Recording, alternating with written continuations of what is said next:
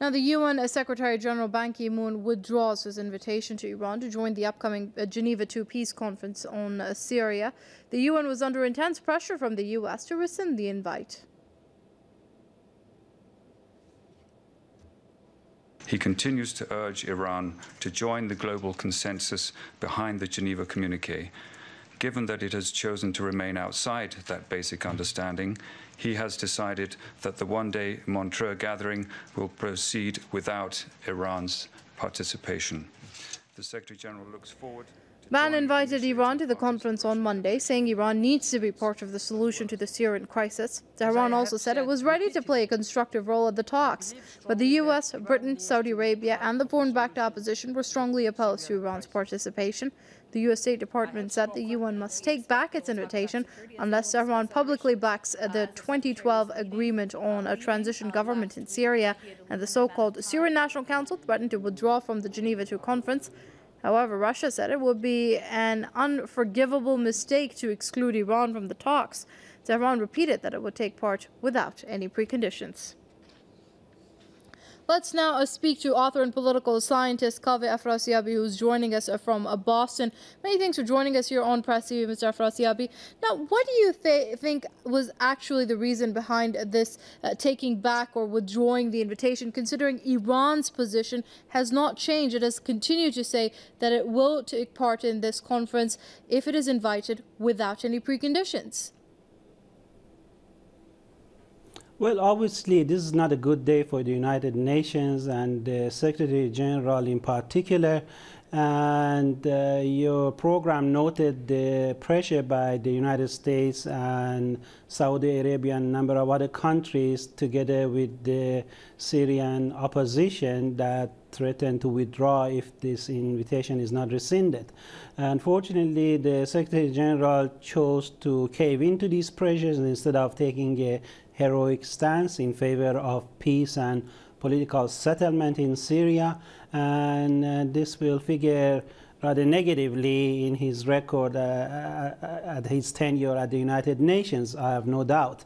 But, you know, the negative U.S. reaction to the invitation speaks volumes about the continuing U.S. hostility toward Iran.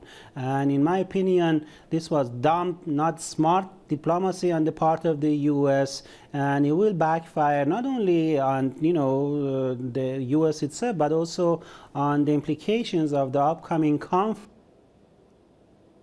Without Iran's presence, there'll be an elephant in the room, and Iran is a major regional player with tremendous influence on the affairs in the neighboring countries and so forth.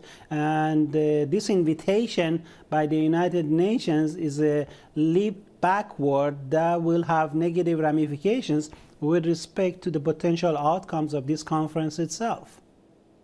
Right. So as you've just mentioned, that this is going to affect the proceedings with regards to the Geneva II conference, and it has been a bad day for the UN indeed. But how does this going to impact the validity of any agreement whatsoever that is reached on a Geneva II conference, considering not all the major players are going to be involved?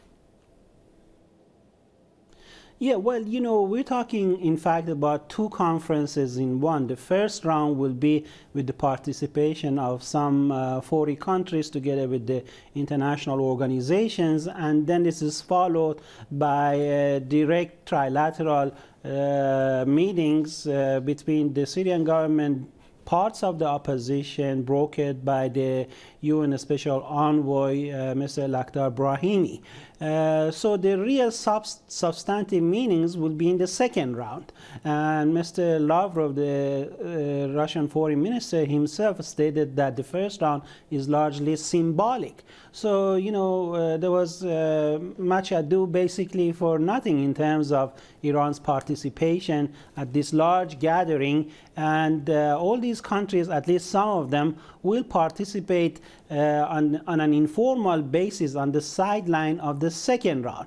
So this would have created an opportunity for Iran to have a delegation there, to have bilateral, multilateral discussions on the sideline of the second round in order to contribute, just as the Foreign Minister Zarif stated, to the process for political transition to a free democratic elections in Syria, the end of the conflict, and greater access for humanitarian corridor to aspects of Syria and so on. So there's a whole bunch of issues that Iran could have played a contributing role, and it was prevented. Right. By keeping Iran away from the formal conference, as you just mentioned, there are certain players which are trying to basically manage and dictate the outcome of this conference. Wouldn't you agree? Oh, absolutely. And this is horrendous that some countries in the region that are known to have funneled tons of arms and money to the radical jihadists who have zero respect for a free pluralistic Syria, women's rights, and other important issues of interest for future of Syria, are invited to this conference, yet Iran is now disinvited.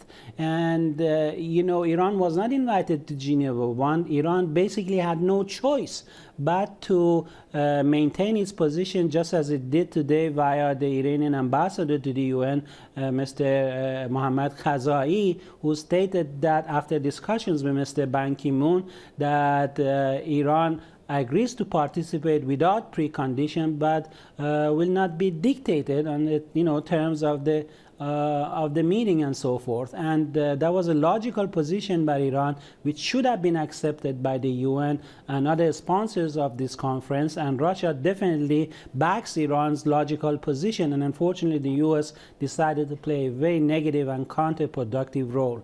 Okay, that was author and political scientist Kaveh Afrasiabi there joining us from Boston. Many thanks indeed, Mr. Afrasiabi, for your comments here on Press TV.